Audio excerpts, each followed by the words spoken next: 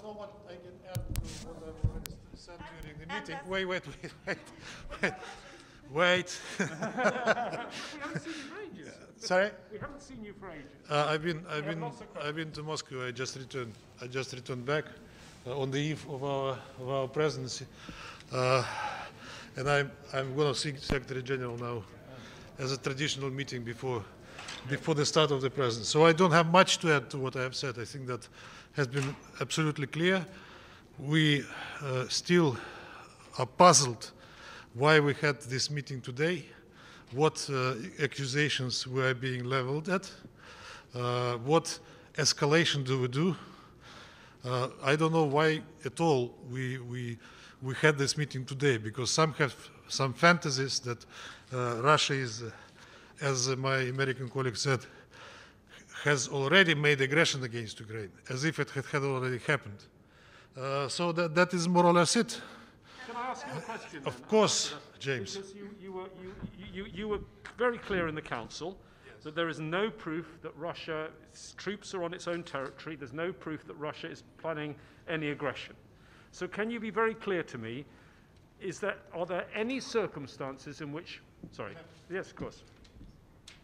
James, the mic is on.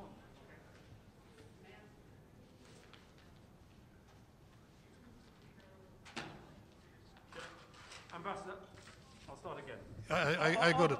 Are there any circumstances, if your talks on European security, which you've been carrying out with the Americans, if they go badly, are there any circumstances in which Russian troops would cross the border into Ukraine? Can you rule that out for us? In what context do you link our talks on European and global security and so-called alleged invasion to Ukraine, as if these talks collapsed, then we would suddenly move troops to Ukraine? Can you rule that out for us? I can rule that out. The other thing, look, who is ruling this out? I was citing it when I started the meeting.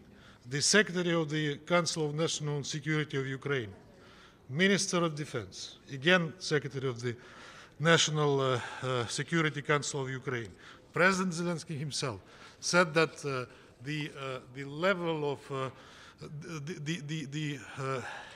the rhetoric about what is happening is scaling up, and it is not justified. There's no circumstances in which Russian troops would cross the border into Ukraine. Can you just be clear for us? I'm not the person to decide whatever happens, but you heard... Wait. Don't provoke me, as you do usually.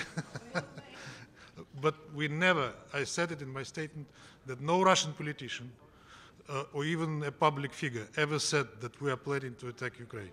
The other thing is that we remember what happened, say, in Georgia in 2008, when former President Saakashvili gave a criminal order to strike Tsinval with missiles. Then he moved his troops there, our peacekeepers died, civilians died, and we had to react. The International Court of Justice confirmed that it was the Georgian aggression, but still today in the public opinion, they say it was Russia that invaded Georgia.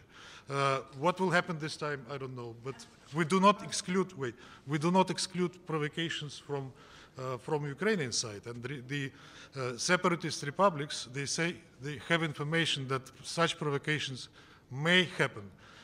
You remember what happened in 2014 when we had Minsk I, when the Ukrainian forces started moving towards the republics, and then they lost big, which was a result of Minsk II, in fact. So we are trying to avoid, and we are advising and warning that the violation of the Minsk agreements and the attempts to resolve and solve the conflict by military means is totally unacceptable, which was, by the way, proved by many of the Security Council members today. Ambassador, can I ask you about what you said in the meeting? Okay, Michelle, you were the first. Thank you, Ambassador. You said during the meeting that the US has no proof to back up their claim that there's 100,000 Russian troops on the border with Ukraine. So how many troops are there? I don't know. we never announced any figure. Where this 100,000 troops came from, I have no idea. I'm not. So it might be 100,000. Ambassador, do you foresee if, in case of provocation from Kyiv against the Eastern Ukrainian republics, in that case, do you foresee that some Western countries may accuse Russia in invasion? In that case, Well, I am concerned that that might be a scenario, and we were saying that that even talking about an imminent war is a provocation by itself. If they are calling that to happen, and that we have to avoid. I have to go. So, Ambassador, it could be 100,000 troops. If you I don't don't know, have it could any. Be, it could be. I have no idea, James. 30,000 in Belarus, the US. We have regular exercises with Belarus. We have regular exercises in our territory. We are not saying that a sovereign country cannot move around its own territory. We are not saying this, but we are told that we should move our troops where they belong, so to say. But I must tell you that, first of all, the Russian troops are not at the Russian-Ukrainian border. They are stationed in their garrisons where they used to be before, like the situation was in April this year, and nobody made a fuss about it. But suddenly, it became an escalation. There is no critical build-up compared to what used to happen in the previous years. Have to go. I answered your question.